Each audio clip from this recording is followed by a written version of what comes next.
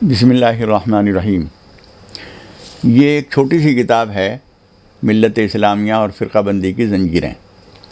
یہ کل 32 صفحے کی کتاب ہے جو سن 1994 میں چھپی تھی، اور اس میں خاص طور پر جو پیغام دیا گیا ہے وہ یہ ہے کہ آپس کے جو اختلافات ہیں ہمارے، وہ اتنے بنیادی اور اتنے سنگین نہیں ہیں کہ جس کی وجہ سے ہم آپس میں متفرق ہو جائیں، مختلف ہو جائیں، ہم آپس میں ٹکرا جائیں۔ ایسے بنیادی قسم کے اختلافات کہیں نہیں ہیں، چاہے وہ شیعہ سنی کا اختلاف ہو، بریلوی دیوبندی کا اختلاف ہو، یا کوئی اور اختلافات ہوں۔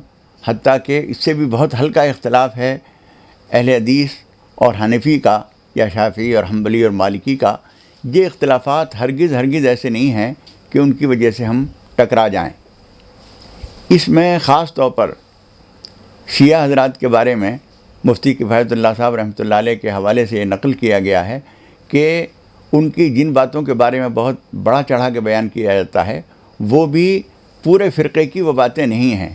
کچھ افراد ہیں، کچھ لوگوں کی رائے ہیں، اور ہر آدمی کے بارے میں مفتی کفایت اللہ صاحب رحمۃ اللہ علیہ نے جو رائے ظاہر کی ہے، وہ انہوں نے کسی فرقے کے بارے میں نہیں فرمایا ہے۔ وہ کہتے ہیں جو شخص یہ رائے رکھتا ہے، مثال کے طور پر قرآن مجید کے ناقص ہونے کا خیال رکھتا ہے، حضرت عائشہ صدیقہ رضی اللہ تعالیٰ عنہ کی عصمت کا قائل نہیں ہے، حضرت صدیق اکبر رضی اللہ تعالیٰ عنہ کے ایمان یا ان کے صحابیت پر کلام کرتا ہے، اس کے بارے میں انہوں نے کہا ہے کہ اس کا یہ حکم ہے۔ کسی فرقے کو انہوں نے نہیں چھیڑا ہے۔ ایک بہت گہری حقیقت اور بہت ہی اہم سچائی یہ ہے کہ اسلام کے دشمن وہ لوگ جو ملت اسلامیہ کو ٹکڑے ٹکڑے کر دینا چاہتے ہیں، ان کی سازش ہے۔ اور میں کسی کا نام نہیں لوں گا، ہماری بہت ساری علمی شخصیات بھی ان کا اعلی کار بن جاتی ہیں، اور وہ شیعوں کے معاملات کو اس طرح سے پیش کرنے کی کوشش کرتے ہیں کہ سنیوں میں ٹکراؤ پیدا ہو جائے، سنیوں کے معاملات اس طرح سے پیش کرنے کی کوشش کرتے ہیں کہ شیعوں کے اندر نفرت پیدا ہو جائے۔ اس میں خاص طور پر اس بات کی کوشش کی گئی ہے کہ ملت اسلامیہ ایک ایسا متحدہ وجود ہے جس کو دنیا کی کوئی طاقت الگ نہیں کر سکتی۔ اس کا جو پیش لفظ ہم نے اس وقت لکھا تھا، اس کا عنوان تھا گفتمت روشن حدیث گر توانی دار گوش۔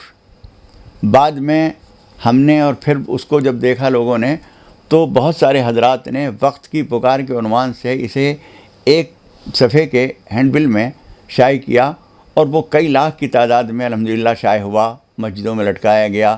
بہت سارے حضرات نے، جہاں کہیں اختلافات ہو رہے تھے، نوجوانوں نے راتوں رات دکانیں کھلوا کر، جو دکانیں بند ہو چکی تھیں، فوٹو اسٹیٹ کی دکانیں کھلوا کر، اور بہت بڑی تعداد میں، چونکہ پریس میں فوراً چھپنا آسان نہیں تھا، انہوں نے بہت بڑا خرچہ کر کے فوٹو کاپیاں کرا کے اور جگہ جگہ تقسیم کی گئیں، اور کئی لاکھ کی تعداد میں یہ وقت کی پکار کے نام سے یہ چھپا ہے، جس میں خاص طور پر ہم نے یہ مصرع شائع کیا تھا اس کے اخیر میں: چمن بچاؤ غم آشیاں کا وقت نہیں، چمن بچاؤ غم آشیاں کا وقت نہیں۔ یہ پیغام جو ہے الحمدللہ بہت زیادہ پسند کیا گیا۔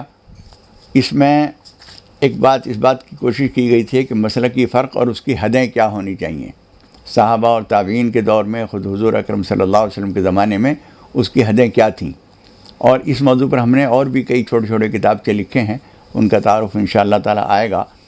اسی طریقے سے عہد قدیم میں بہت سے فرقوں کی حقیقت کیا تھی، ہمارے بعض ہندوستان کے بڑے علماء نے اس حقیقت کو واضح کیا ہے کہ اس وقت کے عام دینی رنگ کی وجہ سے وہ اصل میں مسلکی فرق تھے جو فرقے کی شکل میں ظاہر ہوئے، یا فرقے تھے سیاسی جو مذہبی رنگ میں پیش کیے گئے، اس لیے ان کو بہت زیادہ اہمیت نہیں دینی چاہیے۔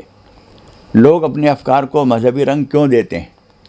ہوتا یہ ہے کہ جب آدمی، امام غزالی رحمۃ اللہ علیہ نے بھی احیاء العلوم میں اور دوسرے حضرات نے اس بات کو واضح کیا ہے کہ جب کوئی آدمی کسی شخص کے خلاف ہوتا ہے تو پوری پبلک کو اس کے خلاف کرنے کے لیے اس کی غلطی کو دینی غلطی پیش کرنے کی کوشش کرتا ہے، تاکہ سارا مذہبی طبقہ اس کا دشمن ہو جائے۔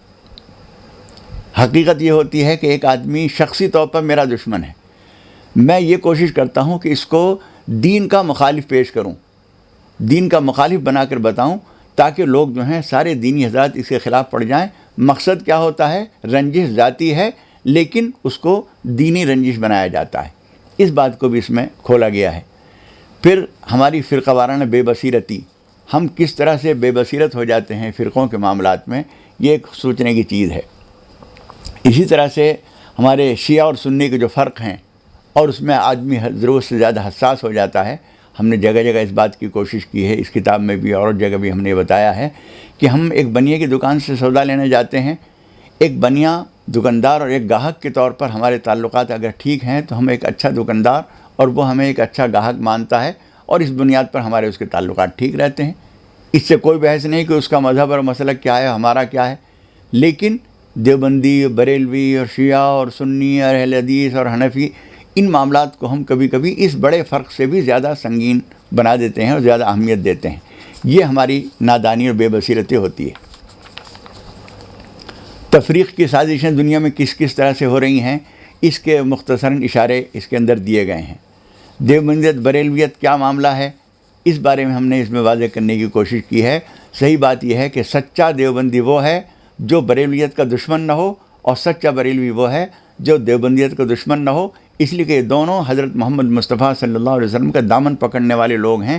آپس میں ان کا دشمن ہونا اصل میں حضرت محمد مصطفیٰ صلی اللہ علیہ وسلم کا دشمن ہونا ہے۔ ان چیزوں کو سمجھنے کی ضرورت ہے۔ اللہ تعالی ہمیں ملت اسلامیہ کے اتحاد کی اہمیت کو سمجھنے کی توفیق عطا فرمائے۔